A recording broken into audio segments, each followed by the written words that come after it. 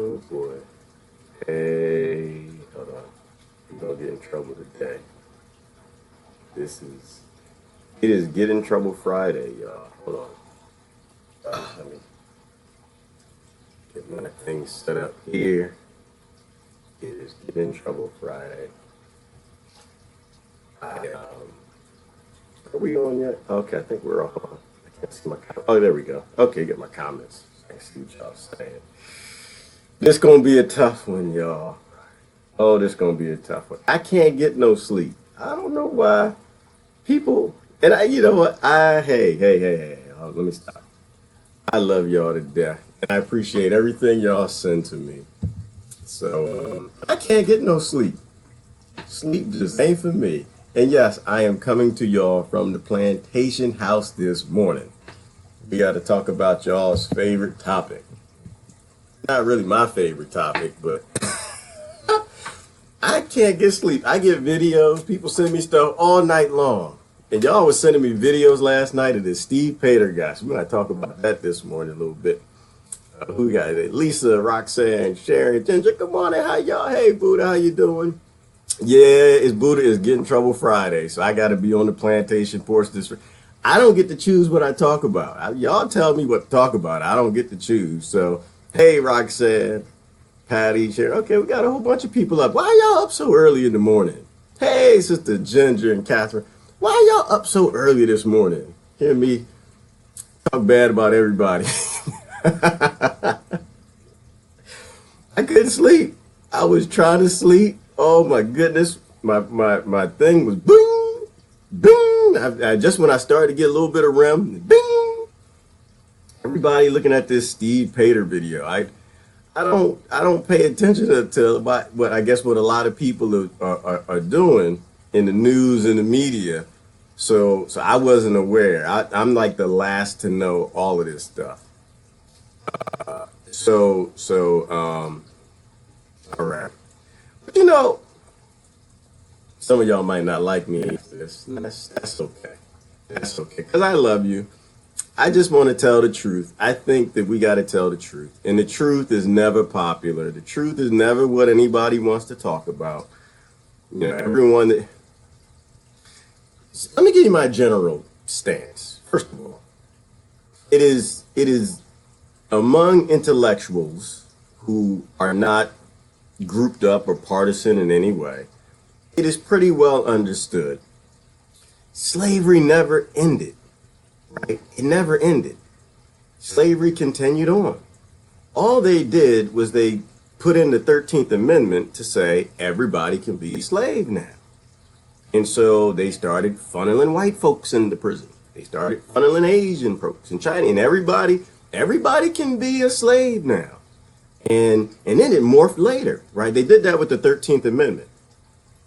And where basically they didn't want to free the slaves, so they made it basically illegal to not have a job in the South. And of course, slaves didn't have jobs, and so they walked them into prison. They basically made it illegal to be poor, which meant now poor white folk got to get walked into prison too. And then it morphed, because there's all types of slavery. Like the Duopoly loved slavery so much, you guys, that they made different kinds. Like we have different flavors today, because it's not just like incarcerated slavery. We got the corporate slaves. We got some oppressors that are slaves. We're slaves to financial things. We're slaves to our houses. We're slaves to all kind of stuff. So yeah, that's right, Buddha, 13th Amendment. There's a great video, a great documentary on Netflix called The 13th Amendment. You want to educate yourself on the reality of all of this and how it's not really race related as you think. It's all about money, and it's always been about money. And it was just simply easier to come after certain people. And where we are today, it smells a hell of a lot like racism, but it's not. Is socioeconomic, because one group of people who looked a certain one way were put further down because of slavery. It happens to be those people that they can make the most money off of today. And this kind of leads into the whole Steve Prator video. But before I jump on there too hard, I'm gonna get so much trouble today. It's gonna be fun. I'm gonna have this. It's Fun Friday. I gotta get in trouble today. I might have to roll my sleeves up today. Damn it. So, I mean, what is my general stance? I mean, my general stance on a lot of this, like, I think I like examples. I think when you gotta give people examples, it makes a little more sense, right? If you're wrong, if you are wrong, you're wrong. Top to bottom, I'm wrong. I'm going to I'm going to undo, or I'm going to try to make amends for what I did. I'm wrong. I'm completely wrong. I'm not kind of wrong. Here's an example. Say, so a husband, Sister Ginger. No, I didn't have any okra smoothie this morning. Maybe tomorrow. I might make a smoothie later. I don't know. Let me see. I see what's in the refrigerator. So here's my example. A husband gets caught cheating on his wife. Right? She caught him. It's not like a pseudo caught, right? It's not like some suspicious emails or text messages. Like, it's a caught. Like, she pulled up to the hotel and, I don't know, looked in the window or something. Like, it was a caught. Cheating on his wife. And so as they decide later, they're going to try to work their marriage out or whatever. Does he admit, I was wrong? I will stop cheating.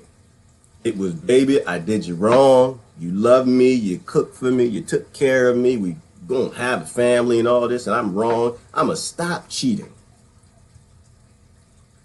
That's being wrong. But if he were to say something like, duopoly in slavery, if he were to say something like, well, baby, I've kind of gotten accustomed to cheating on you, and I've kind of got accustomed to having affairs, and let's do this over time. I'm going to slowly stop cheating on you. There's 5 women I got out there. I'm going to cut it back to 4. I'm going to slowly stop cheating on you. And at some point, I might start wearing a condom or something, so I don't bring HIV and things home to you and other venereal diseases. And over time, let's say, I don't know, a couple 100 years, we'll get to a point where I'll stop cheating on you. So if you're thinking, and you got a thinking cap on, you understand what I'm trying to say, right? What I'm trying to say is either slavery is wrong, forced labor is wrong, or it's not. It's not wrong on a certain group of people. It's not wrong on a certain class of people. It's not wrong in certain states. It's not kind of wrong now. And it's not only really wrong because we can't afford it anymore, because we done put too many, I'm going to get in trouble with this word, we done put too many white niggers, black niggers, Asian niggers, Hispanic niggers in prison. And we can't afford it anymore. So now we're going to talk about prison reform because we can't afford slavery anymore because it's too expensive. So, and this is what I see, and this is my biggest problem with the duopoly, is they can't be wrong. They're never wrong.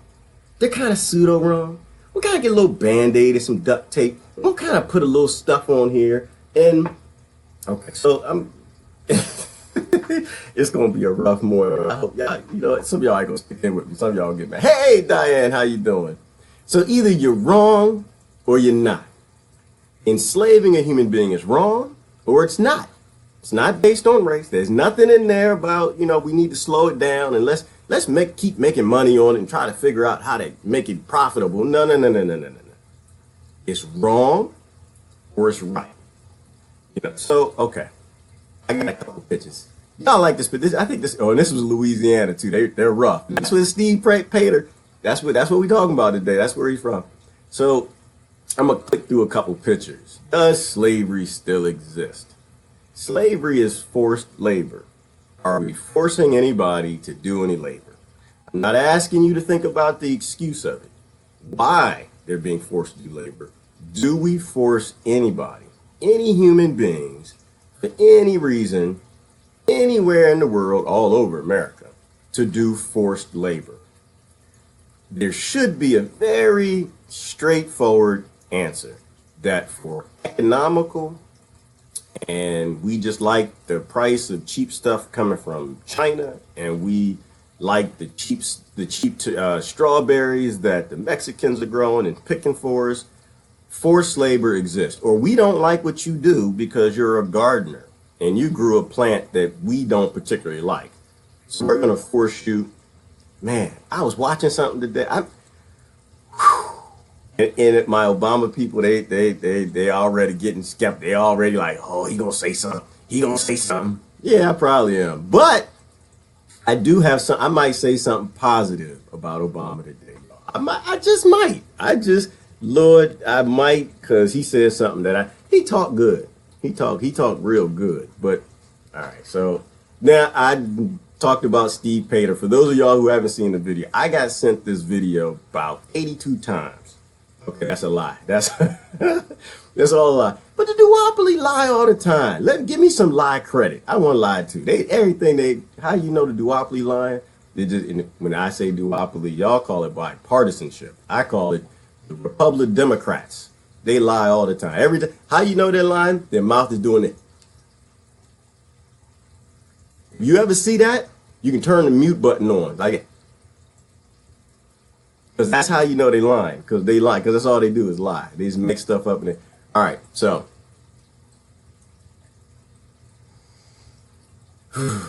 Peace. Okay. Now we're in the right place. Now let's watch this video.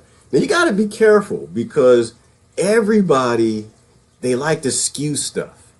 They like to play this game. They want to make money, right? They want to survive, and they like to skew things in their own way. So they like to show you clips of things, and they don't show you the whole clip.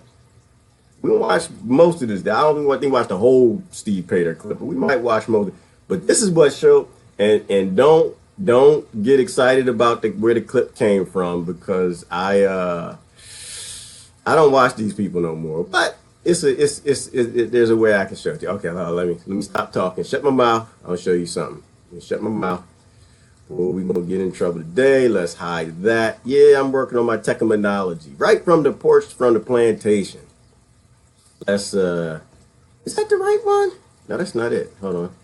This is it right here. Yeah, I don't watch Sank no more. I don't watch no TYT, but damn it, they put it out there, so they're getting, I guess, a shot. They're right some of the time. They're not like the Duopoly. They don't lie all the time, but Sank and TA, I fell out of love with them.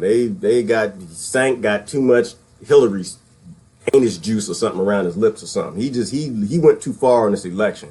I'm mad at him. He can come back eventually, maybe, but not now. All right, watch the clip. Reforms when it comes to its criminal justice system. And there's one sheriff who has been extremely outspoken against these reforms. Sheriff Steve Prator of Caddo Parish, Louisiana. Now, he's concerned because nonviolent offenders could potentially get released early, and, they would also be they wouldn't be prosecuted as harshly under these reforms. And the reason why the sheriff's not happy about this is, well, these nonviolent offenders provide slave labor for us. And so what are we going to do if we can't have that slave labor in our state? If you don't believe me, just take a listen. Place out there, I don't want state prisoners, okay? They are a necessary evil to keep the doors open, that we keep a few or keep some out there. And that's the ones that you can work. That's the ones that can pick up trash, the work release programs. But guess what? Those are the ones that they're releasing. In addition to the bad ones, and I call these bad, in addition to them, they're releasing some good ones that we use every day to wash cars, to change the oil in our cars, to cook in the kitchen, to do all that where we save money. Well, they're going to let them out. Oh, it's unbelievable. First of all, he's complaining about releasing the good ones. Isn't that what we're supposed to do? Okay, so there's two ways of interpreting. I'm not watching that because it's not two ways to interpret. I can't do no Sank. Ain't no two ways to interpret. You talking about? All right, it sounds bad though, and it is bad. But you gotta take everything in full context. And I know that y'all have lives and y'all don't have time like I have time to sit here and focus on trying to save the world. But my goal is to save the world. So I have time. So the first thing you do when you get that video is you say, well, why come they only sent me part of the video? I want to watch the whole video. Because you know they play this game, right? This is duopoly bull, stuff that they like to play. They send you clips, break the clips up. They did it to Trump. They did it to Obama. Did they do it to Clinton? I know that, yeah, they did to Clinton too, but she, you don't have to work too hard. You don't have to break up clips too much with that person. But anyway, so you got to take everything into full context before you flip. Did he say some stuff that was wrong? Oh, hell yes, he did. But you got to look at the full context of what he's talking about. So what he was talking about was the Justice Reinvestment Act, right? And so let me put this out. So you can actually go listen to the whole clip, and I'll post it out there. Oh, I appreciate y'all sharing. I like to break up some lies and some narratives, and you share it out. We can break up some lies. So there you can listen to his entire clip, right? And I think we'll touch a little. Well, first of all, I'm not going to watch the entire clip. So the other fake news is never trust a video. Okay, I have to put it the right way. If the video was about blue people, don't ever trust a video that got blue people in the back. Don't trust it, because they put them blue people back there for. Maybe if y'all don't understand blue people, okay. We're gonna talk about yellow people. Be leery of videos where they put yellow people in the back, okay? Because y'all done seen them with.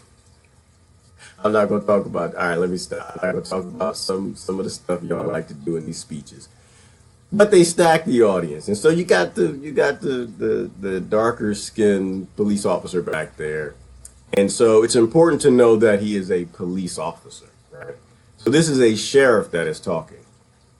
And it is a sheriff of a very tough parish, right? And if you listen to the whole,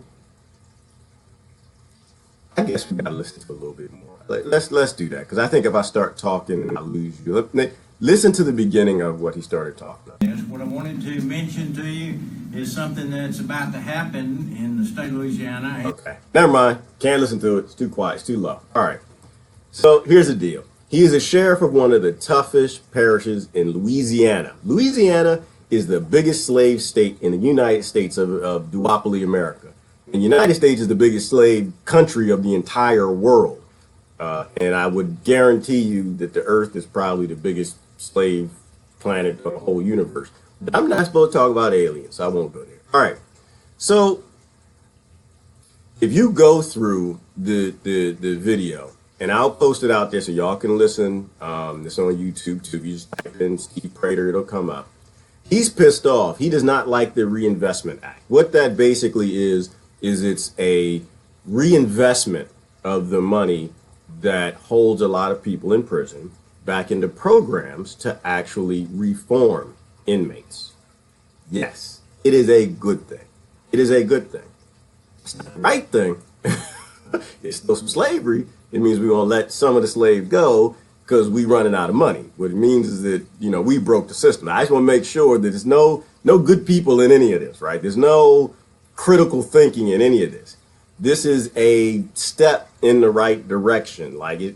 No, it's not even a step. It's like you take your little pinky toe and you touch the step. It's one of those things, but it's not a step, but it's reinvesting the money. So this is some of what the behavioral scientists talk about. And you know me, I love it when y'all start doing stuff professionals talk about instead of all that ignorance in your head.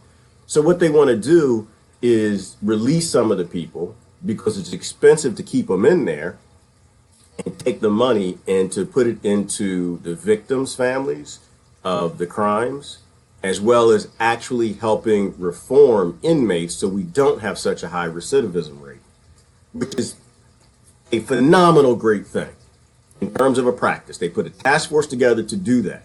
However, this is where it stops. One of Steve's complaints was there was only one or no law enforcement represented on that task force. And there should have been. Remember, I get pissed off at y'all because y'all always got these others. Y'all don't ever talk to the others. And so you think you're doing some progress, but you're not because you're screwing other people. So it's not true progress. You're just being an authoritarian. So this panel did not have the right people. So no one from law enforcement got represented. So how do we save money on slavery? We gotta slave this to get too expensive. The plantation ain't as profitable. We need to bring slavery down a little bit, have a little less slaves, because we got to keep it profitable. It's expensive to feed all these people. So they just said, we're going to take categorizations of people and release them. Steve is pissed off. If you listen to the beginning of this, he's angry because he is the sheriff. It is his police officers who are grabbing the same people over and over and over and putting them back in prison. He's pissed off because he has a very tough parish. He has 900 square miles to police. And his point is, I have as many police as Shreveport has in one shift. There's no way I can police this. He is the sheriff who makes the phone calls to the parents when the kids are murdered. He is the sheriff who makes the calls to the officers' families when they're murdered or they're shot. And so he's got a lot of passion. Now, I don't think his head is in the right place. I'm not defending Steve. I'm not going to defend. But you have to understand the context behind all of this, because they do this stuff because they want you to just get behind, things and cheer things. But we haven't really vetted and thought them out. We haven't had all the right professionals in the conversation. So, of course, Steve is pissed because he is the one who's going to have to go and rearrest a lot of these folks. And he kind of went through, I think there are 2,000 of them.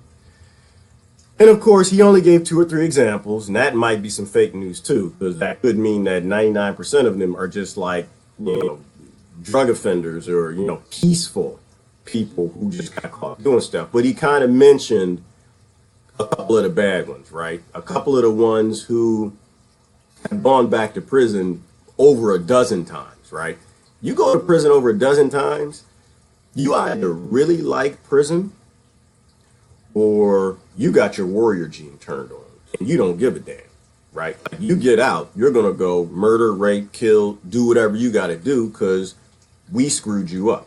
And that's, one of the things that Steve, if you listen to the whole press conference, one of the things he said is that, the problem is you're releasing people on the back end and you need to be working on the front end. So apparently Louisiana has made a little bit of progress on the front end, keeping people from going into prison, which I imagine they're talking plea deals and speeding up, processing stuff like that.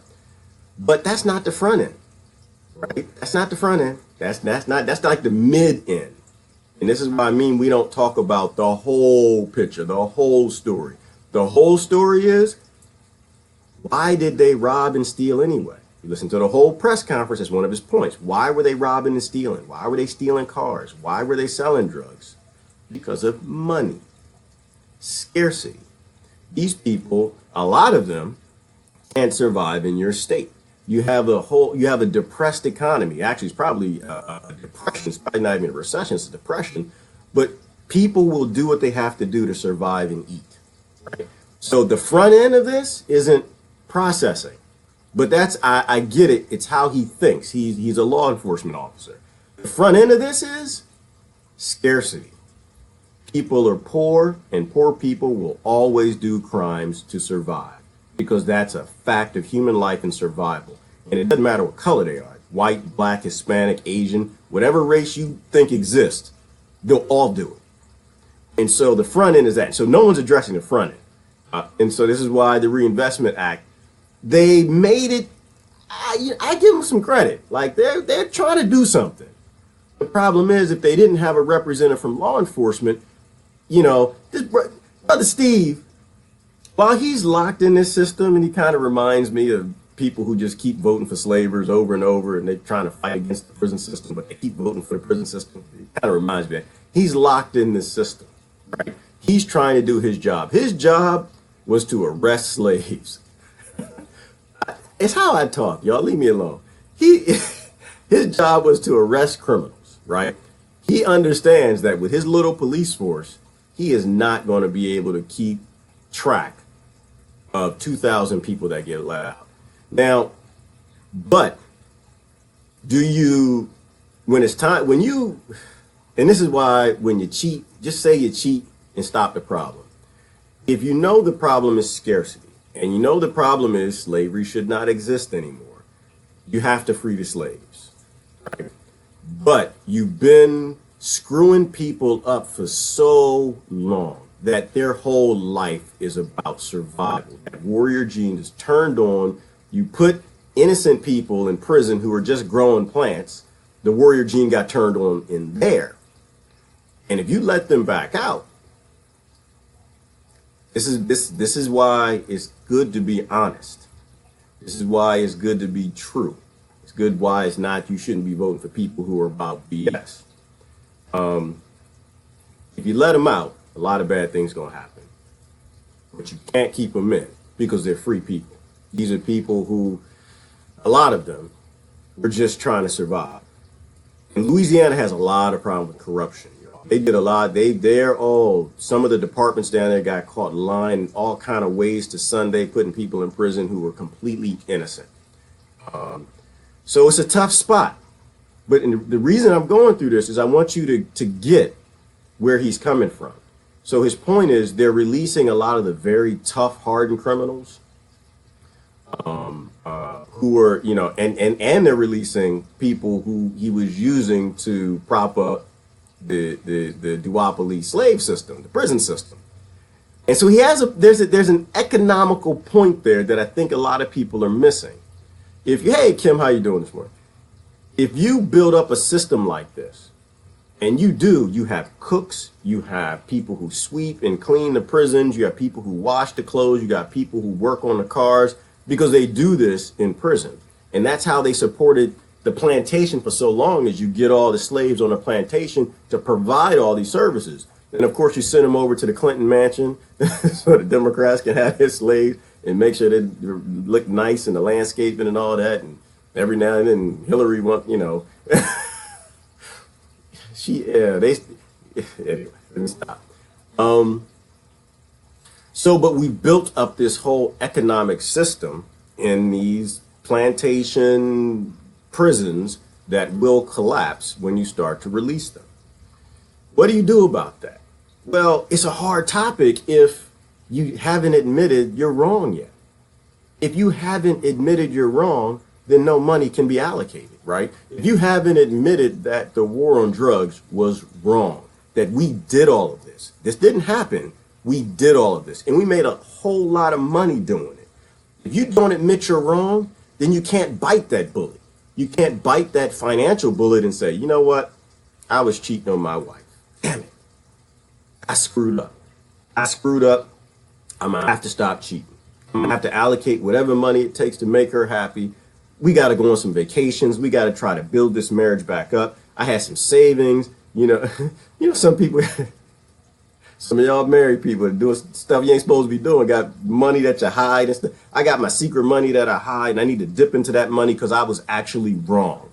I should not have been involved with slavery. I should not have been putting innocent Americans who were following their constitutional rights to have a damn garden and grow some medicine, and I shouldn't have been putting them in prison.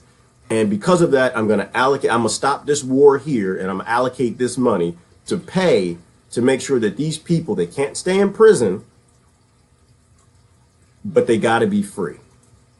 And we're going to allocate these billions of dollars, because we do it every damn day to murder people in Syria and everywhere else, to make sure that when they get out, they have the programs they need. And maybe some of them need to be scanned.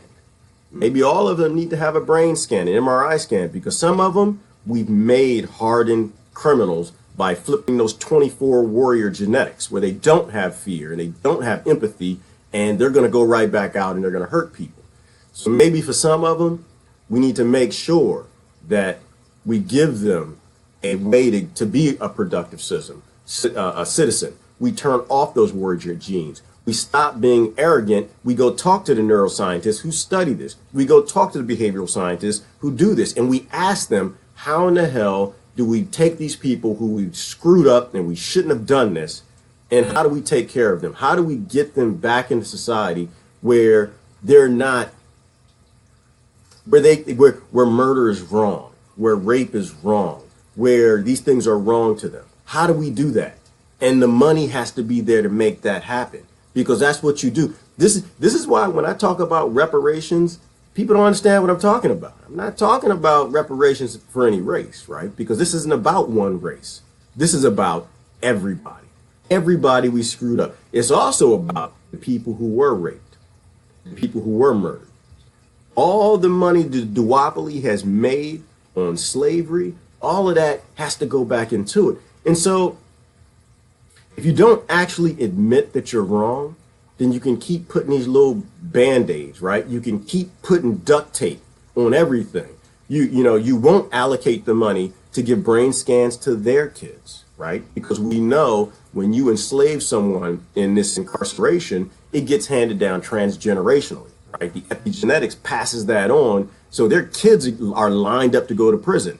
And this is what I'm saying. Somebody told me the other day, they said, well, it's not as bad as chattel slavery. You dummy, it is chattel slavery because their kids, they go and they meet the dads in prison. They go and the girls meet the mom because mom is in prison. And then the grandkids. You have officers who talk about they've seen 3 generations of all of us in prison, of one family. So, but this is why you have to call it BS. All right, I went on. I want to show y'all something because I get to go. Boy. But you got to admit that you're wrong. If you admit that you're wrong, then you can spend the money. And I won't have to be here talking from no damn plantation. If you're wrong, say you're wrong. Allocate the money and let's try to fix our society so that we aren't creating more. Because all of this it's a mask, right? They got too many slaves on the plantation. Black, white, Hispanic, Asian, they got too many of them. They don't know what to do.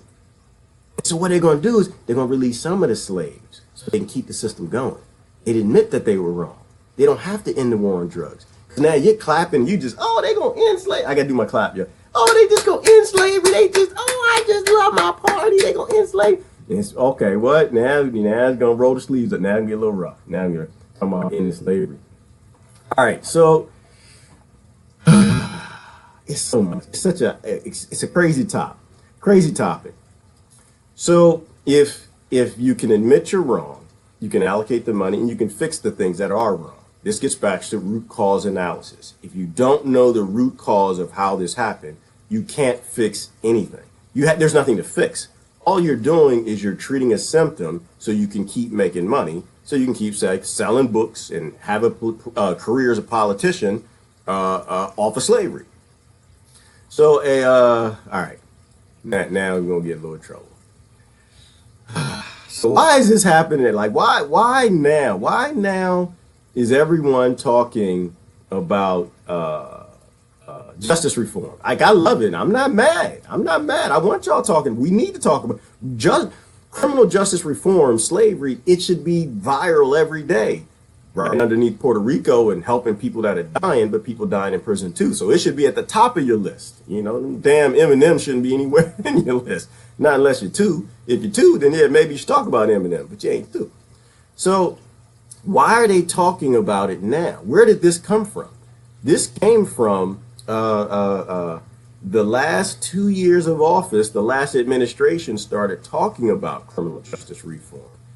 And people who've been involved in activism and involved with criminal justice reform been talking about this a long time.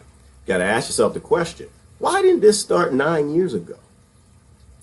If this is such a big issue for any one party, I'm not going to mention no names, but why didn't this start when you actually could have done something? This is why you got to critically think everything through. Think everything through. And to be clear, I need to be clear. Oh, he's talking politics. I'm not talking politics. I don't give a damn about politics. What I give a damn about is y'all taking these little kids of all races. You're turning them into monsters. You're putting them in prison. And the people you keep voting for make a lot of money off of it.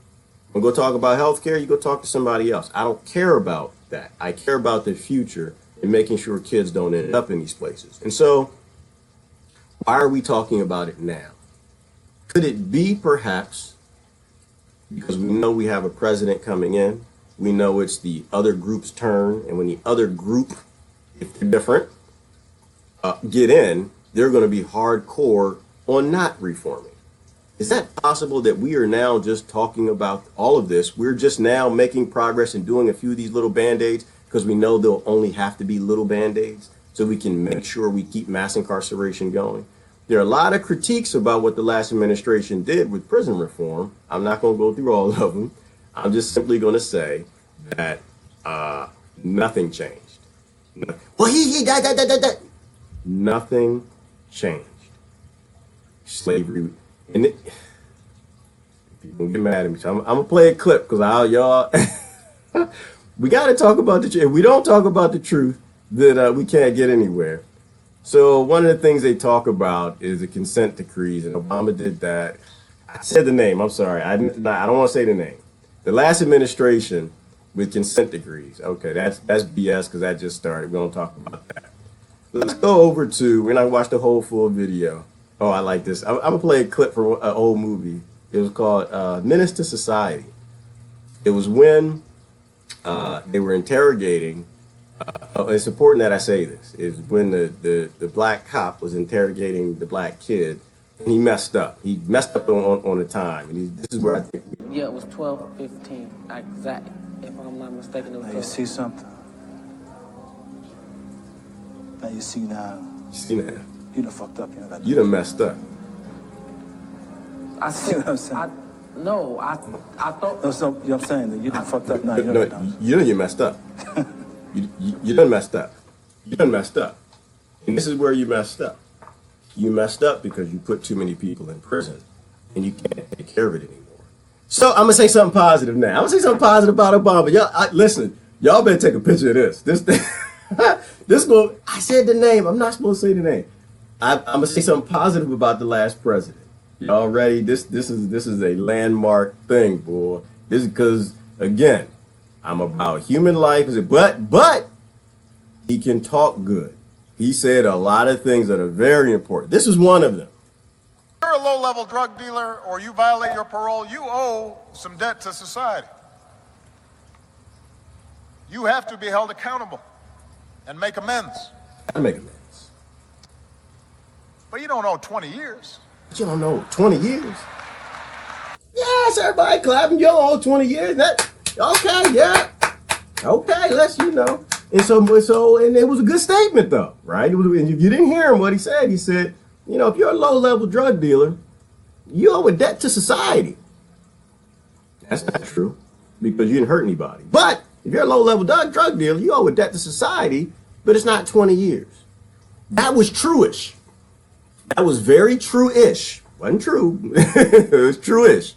You don't know 20 years, you don't know nothing. If you were growing a plant, if you were growing some rosemary in your garden, you got caught with some dried rosemary because you got a cold, that's your damn business. That's not my business. So it was kind of true, but it was good that he said it. I'm glad that he said it. Because it's a step. It's a baby. Okay, it's not a step. It's not a step. It's like a baby toe on a step, like you want to step up on the next step. Because no, you should not be putting people in prison. Even if you are ignorant and you think that you should be putting people in prison for dried plants, for medicine we've been using for 5,000 years. If you're that type of person, you at least will agree that you shouldn't be putting people in prison longer for having a plant in their garden than somebody who raped someone or someone who murdered. Because you got people in prison longer than what you have violent offenders and murders in prisons for. So I'm glad he said it. I'm glad he said it. But it's true-ish. Again, same analogy. If you don't admit that you're wrong, then you don't actually have to make amends. You don't actually have to fix it. So this is more of this in the middle. Well, I didn't really, I cheated on you, baby, but you gotta let me cheat for a little while longer. Let me come down from the cheating. Let me, no. You were wrong. You did this against your people, constitutionally free people, and you started this war on drugs. Then you have to get rid of it. So that's fun. But he says it. But I like what he said. I like what. Don't give me that look. You talking about my president? No, I like what he said. I just think that we're playing this we're not going to admit it's wrong thing, so we don't actually have to fix it. He said something else that was good though. Listen, after all the clapping for that. A life sentence. So let's look at the statistics. The United States is home to 5% of the world's population. but 25% of the world's prisoners. Think about that. Our incarceration rate is 4 times higher than China's. We keep more people behind bars than the top 35 European countries combined. Our prison population has doubled in the last 2 decades alone. For what we spend to keep everyone locked up for 1 year, we could eliminate tuition at every single one of our public colleges and universities.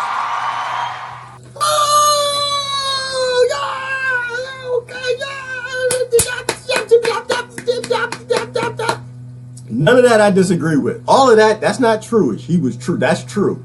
All of that. Spot on. What did he basically say? He said that we spend all this money keeping people in prison, and we could take that money and reinvest it into other things. And this is where this came from. This Adjustment Reinvestment Act. Now, there are other states that are lining up to do this as well. But,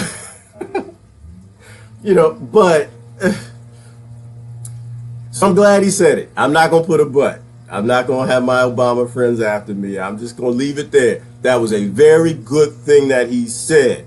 And I wish he actually had done something. I wish he actually had done anything. I won't. I was tempted. I'm not going to go into. Am I going to talk about Sister Michelle? So look. So the thing is, he talked about clemency anyway. So we're not going to go there. So what do I see? What do I think is happening? I think that we are back to playing pretend Emancipation Proclamation. What do I mean by pretend Emancipation Proclamation? It's because the slaves were never free.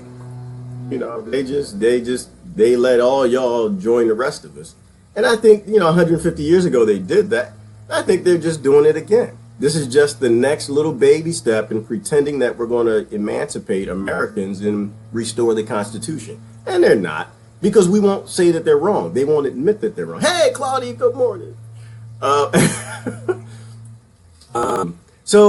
this is the same thing that they did, right? Because most people that tell you, they say, oh, well, the North went down south and freed the slaves. They went down there in the Emancipation Proclamation, and damn it, we need to tear down some statues because Robert E. Lee, he was just a flaming racist, and he shouldn't be up. And my take on that, oh no, let's talk about some reality. The reality is the North wanted their money. The North, let's give the North a name.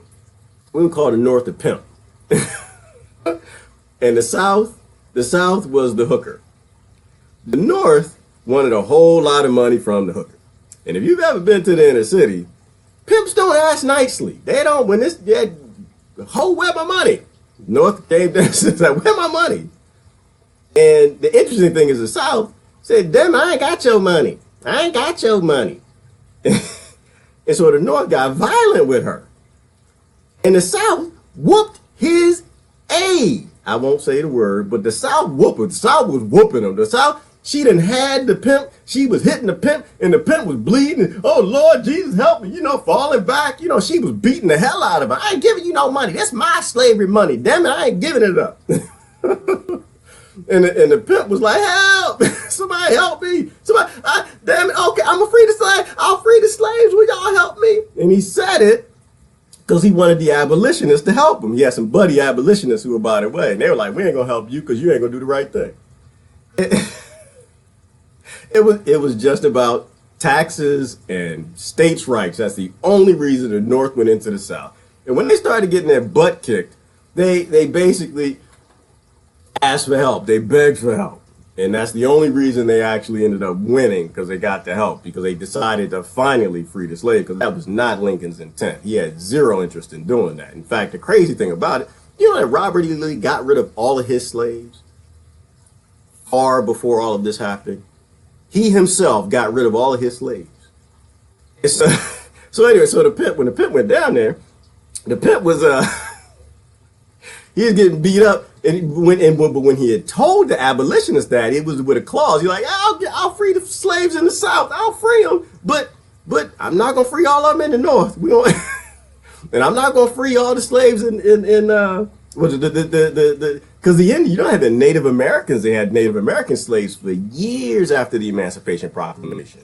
So let's not pretend that this was about ending slavery. It had nothing to do with it. It was about money, which is exactly what this is about.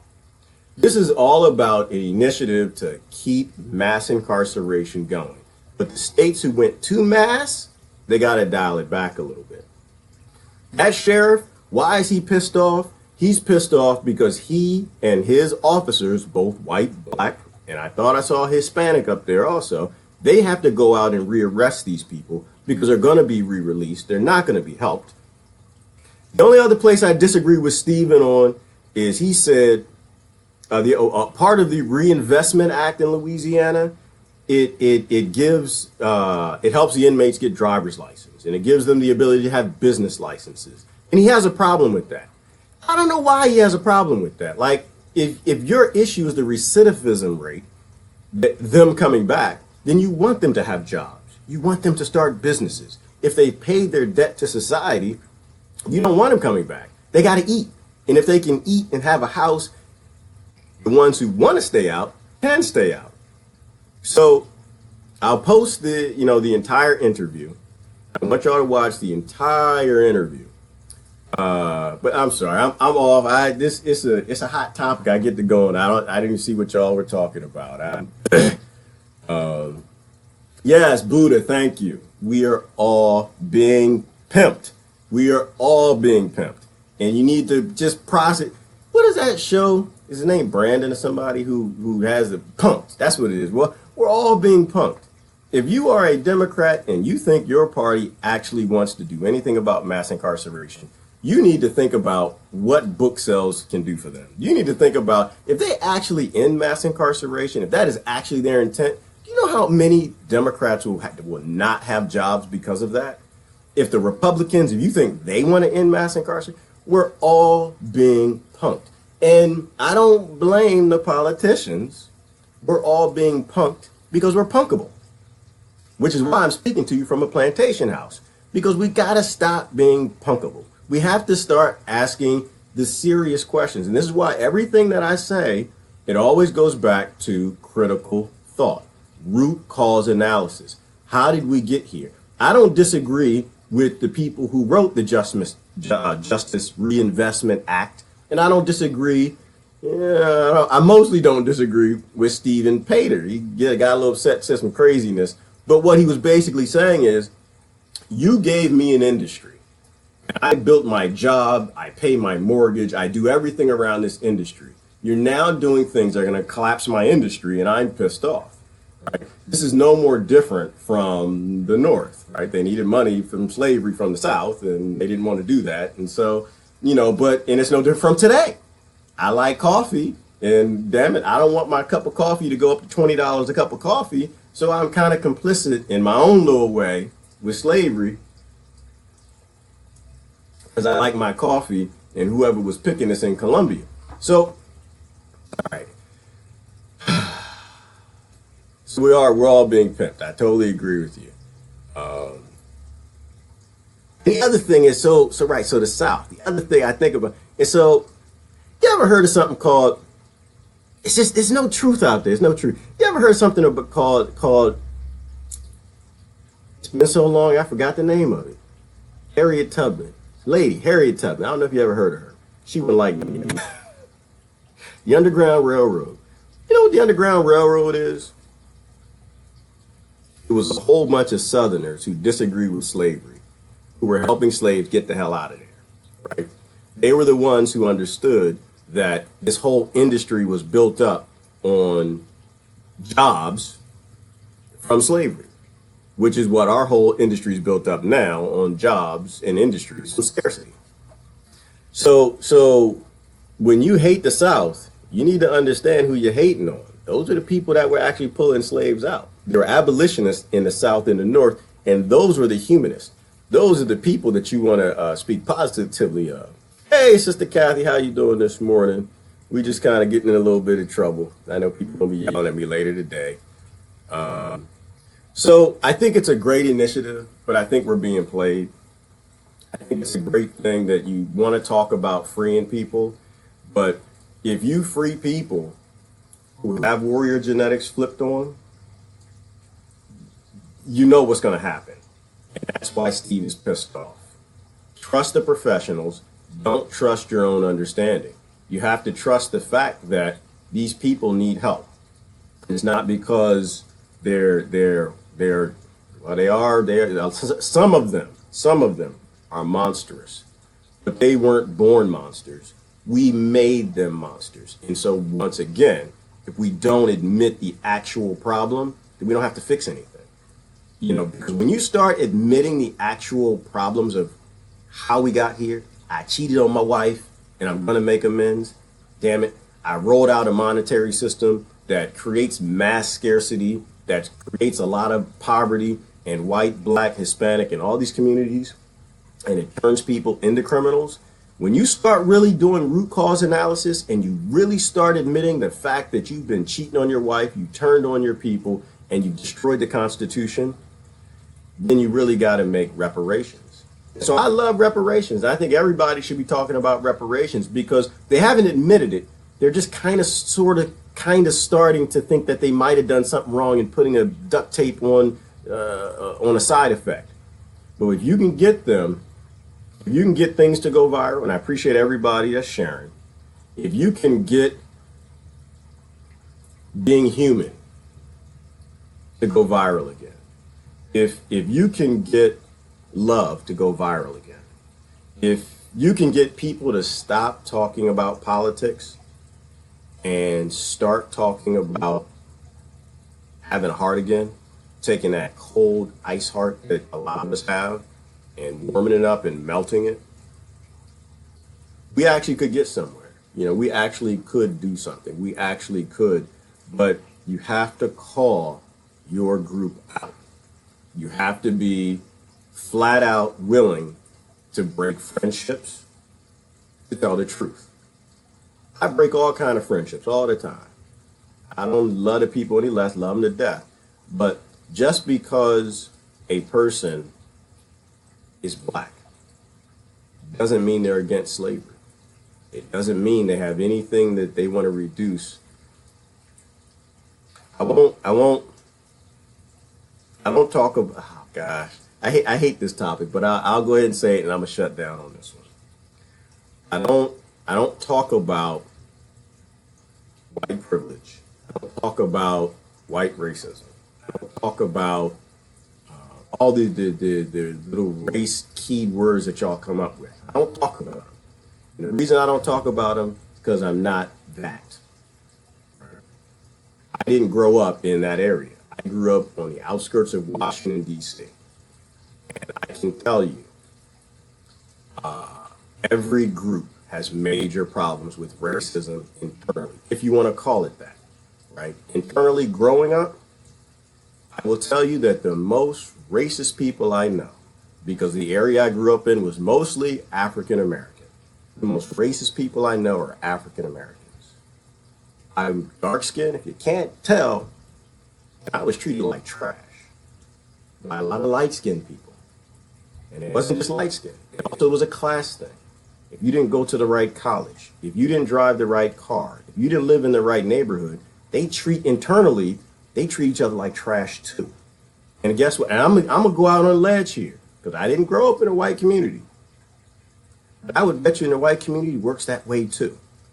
I bet you if you grew up in a trailer park or you didn't have a lot of money, I would bet you the whites in that area that did treated you like trash too. I would bet you that if you didn't have this color hair, or you didn't have that color eye or something, people treated you a little worse. People are people. And all this racism stuff was given to people. It was taught that. They were indoctrinated to have issues with it and fight over it. And the thing that I'm asking people to do is to step up a little bit beyond that if you can. Think about the long-term goal. Think about not fighting with other people you have everything in common with. Everything in common with.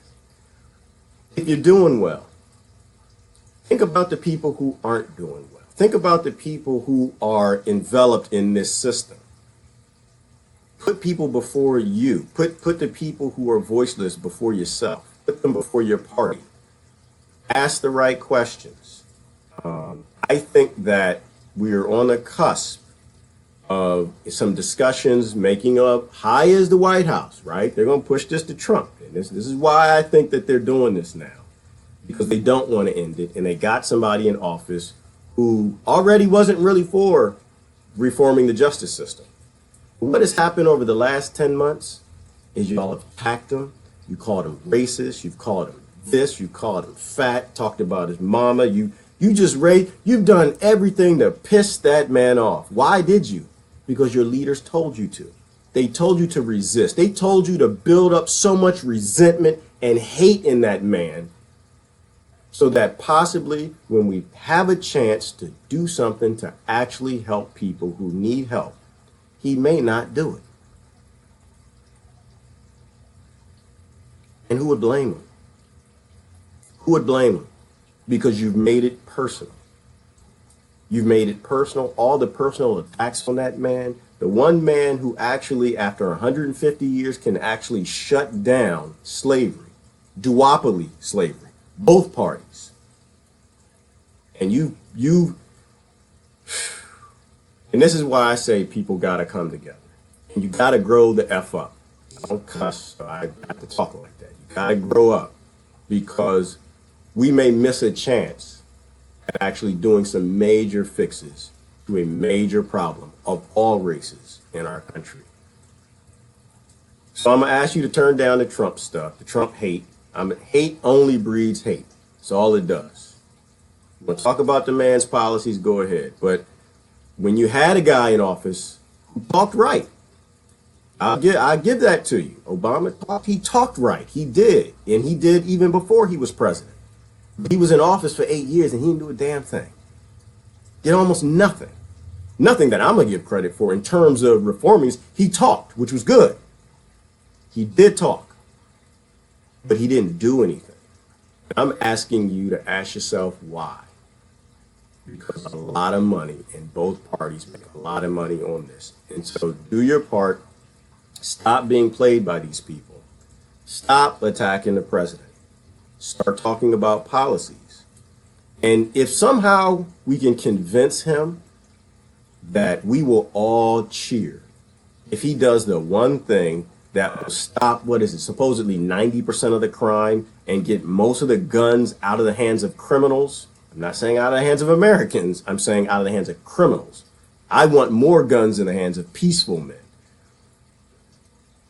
If he's convinced that we will cheer for him, if he's convinced that we'll call him the greatest president ever, if he actually brings an end to slavery, if he shuts down the drug war, if he decriminalizes a lot of these substances, and go ahead and put your programs in the states. I'm critical of the programs in the states because they want to make a lot of money and all the regulation, and we don't want people dying from cocaine and marijuana, even though they've been using it for damn near 5,000 years. We don't want them dying from it. I do that, fine. But if he actually starts down a path of decriminalizing and removing these plants, these herbs from Schedule 1, you'll see incarceration go through the floor. You'll see rape. You'll see murder. You'll see robberies. You'll see all of that go through the floor. And that's what we need. We need a more peaceful society. We need more kids growing up in safe neighborhoods. And the only way we get there is if all Americans come together and say that we've had enough. So that's my message to y'all. I'm sorry if it was a little tough. I think that we might be heading in the right direction, but it involves us growing up and moving into a better future. So anyway, this is me. Y'all have a good Friday. Love y'all. Peace and blessings.